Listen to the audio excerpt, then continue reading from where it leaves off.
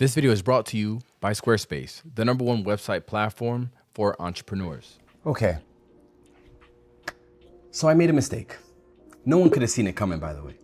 In my Lumix S1RII launch video, I did make a little mistake, but and it's not really necessarily my fault, but I do need to come out and just correct it. So for context, when new cameras like the S1RII are still under embargo and people are testing the camera like we were in Norway, 95% of the time, we don't have access to the raw files. And a lot of you guys know this already, which is why a lot of you were even accusing me of comparing the JPEGs of the Lumix, comparing it to the RAWs of the Canon, because you just assumed that I didn't have raw files. I had access to the raw files, but with this one, we did. Because Lumix collaborated with Capture One, because this is more of a photocentric camera, we were able to open up the raw files and Capture One right away. Now, this is where it gets a little weird, because 2 weeks prior to launch, so this is a little bit after we came back from Norway, I was somehow able to open up these files in Lightroom. And that's never the case. Usually post-public launch, that's when Lightroom starts supporting the raw files of the cameras. So hey, I went into the studio, I compared the best of full frame. So I compared the Canon R5 II, Sony A7R5, against the Panasonic S1RII to compare the experience of the camera and the usability of it, but also compare the image quality. Because at the end of the day, we've never seen this sensor that's in this camera used in a photography application. So when I compared the images, the results, first of all, the Lumix straight out of the camera were just as good as the others. The Sony stood out to me because the skin tones were more orange. It's an easy fix in post, but between the Canon and Lumix, R5 II, S1R2, I mean, if a blind test, I could not tell the difference between the files.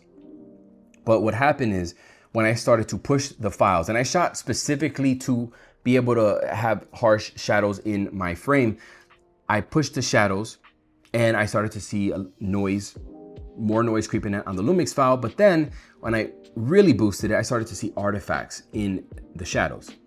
So that is what I reported on in the video. After the video dropped, Lumix reached out and said, hey, basically Adobe jumped the gun on adding raw support for this camera, and that I should try the same comparison in Capture One.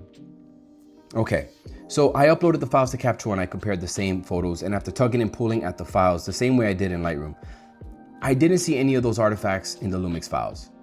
Actually, the interesting part is that it seemed like when I pushed all the files to the max and I was just adjusting the shadows and highlights of all the images, I mean, it seemed like there was less noise in general in all the files, and I feel like I had more latitude in the images when I was editing Capture One.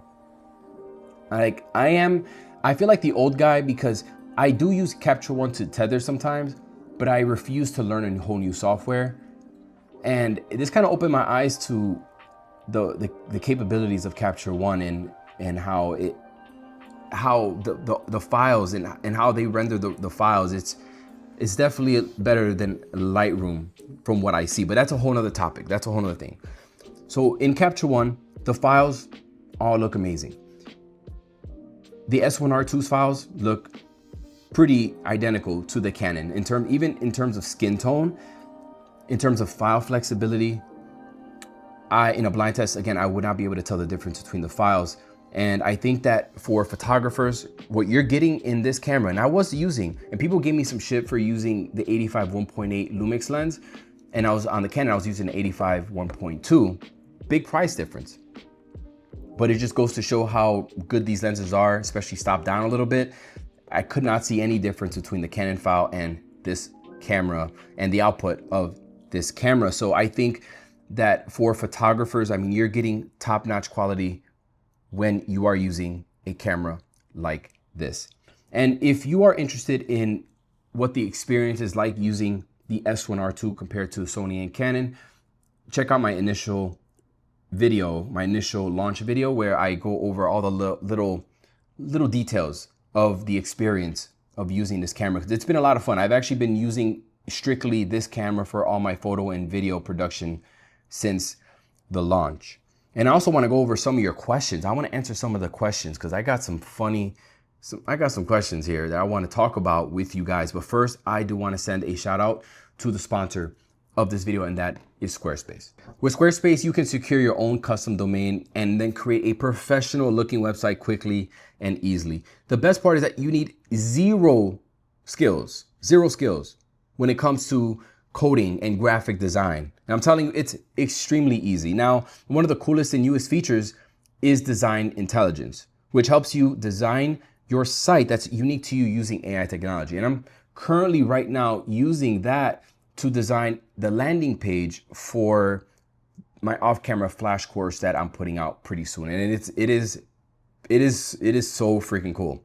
Follow that with the SEO feature that Squarespace offers, and you will have an easily searchable, high-performing website. And if you have a side hustle, you can start an online store like I did and make passive income while you sleep. Don't forget that if you use the coupon code Manny, you will get 10% off your first purchase. So check that out, link in the description. All right, let's go over some of the comments here, man, because some of these comments, boy, I'm telling you. All right, the first one from Gromit. All YouTube shows, Panasonic, Nikon, Sony, Canon, have no input and they don't get to see this video before publishing. Means jack shit. So my question to you is, what do you want me to say? Like, what do you want? What do you want? If I don't do a disclosure, that's a problem. If I do a proper disclosure and tell you exactly what's going on, I still get called to shill.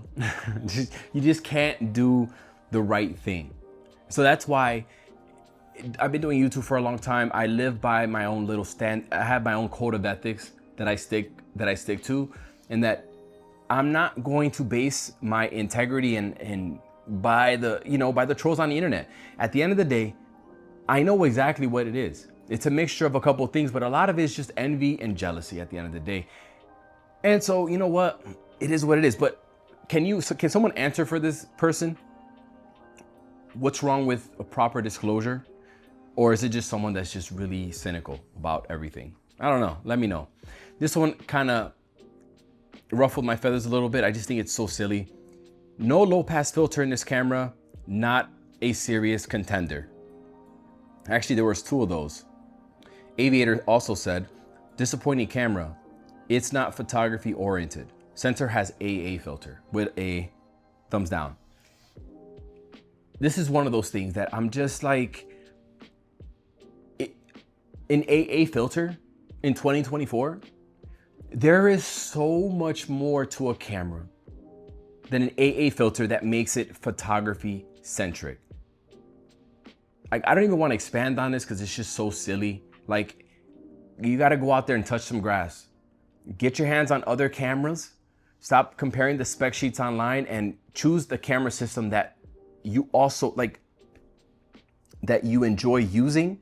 That there's so much else that goes into a camera than just freaking if there's an AA filter or not, you know? All right, Damon said, fun factor and pleasing shutter sound is not what people buy cameras for. At the end of the video, I talked about the experience of the camera, like the pleasant shutter sound and the fun factor of it. And I personally feel like these things are becoming more important as we go on because these cameras are becoming so computer-like. So he disagrees. But what's so funny is that I got 2 comments here that agree with me. Jeffrey says, thank you for commenting on the sound of the shutter and the feel of the camera. These are very important things when using day to day. Thank you. It is. So Triumphant also said, the last segment where you discussed the intangibles, that resonated with me the most. The camera that I grab for travel or to go to a fun event or just take pictures of my kids. That's the one that is special in my mind. Great review on this camera. Appreciate you, Triumph.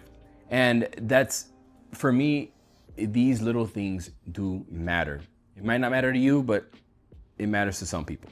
All right, Matt says, is high-speed sync working fine with the S1RII? Yes, high-speed sync is working fine for me, and I've been using this camera for other shoots as well, and I don't feel any disadvantage using the Lumix over my other cameras.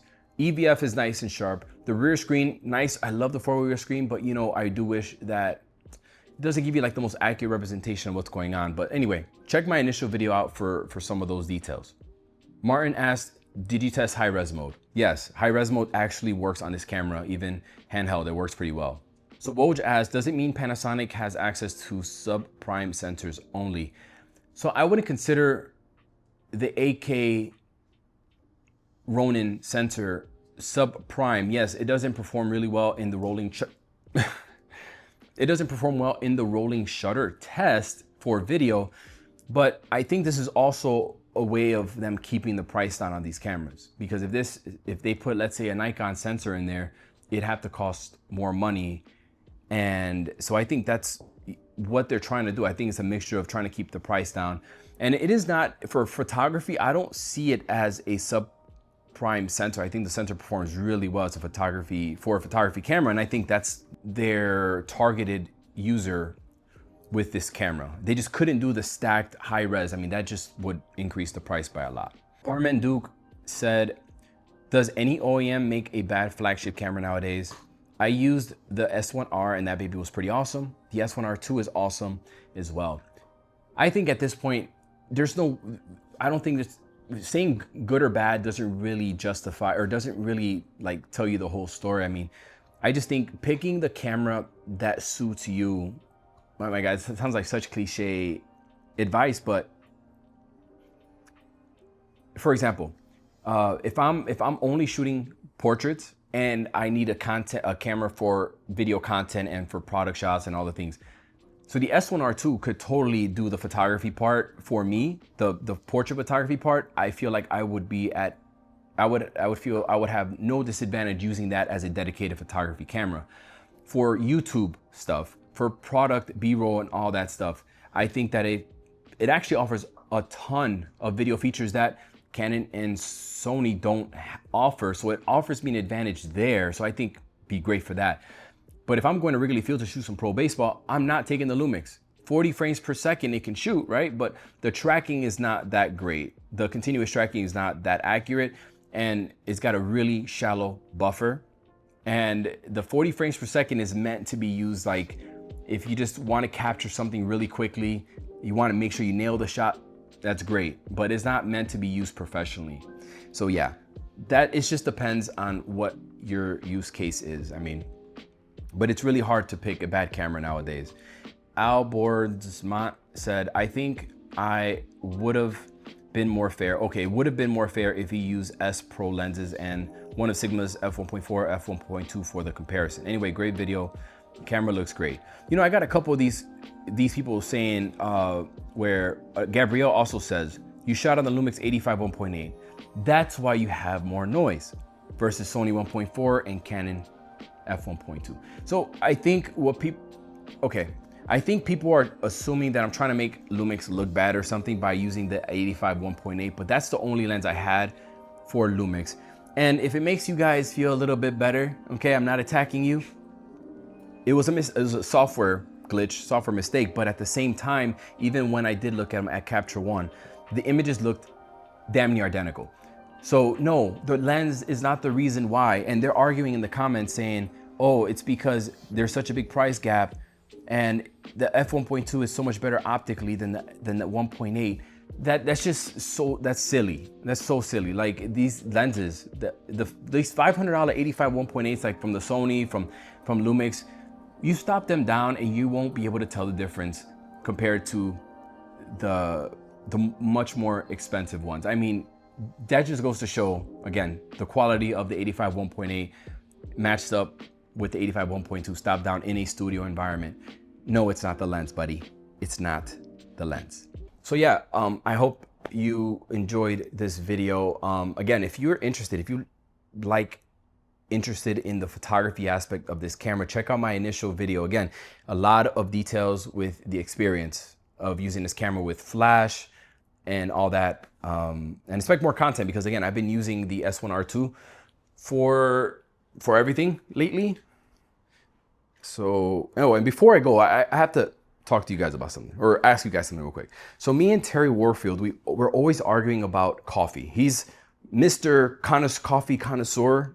He's always talking about coffee. He drinks like, I think, black coffee from a Ninja coffee maker, which I used to have a Ninja. They're pretty good. But I'm like, bro, you need to chill, okay? Because until you get a Breville, okay, espresso Breville, don't talk to me about being a coffee man, okay? You need to go ahead and step up, level up, and get yourself an espresso machine. There's nothing like it. And he makes fun of me because I drink my espresso with some creamer. Since when is creamer? And I'm using Chobani creamer, okay? The most masculine looking creamer. But this is seriously the best freaking coffee creamer. That with the espresso, oh my God. Literally nothing else compares to it. So he has no leg to stand on until you get yourself an espresso machine. I digress. You give me that toy. Give me this toy.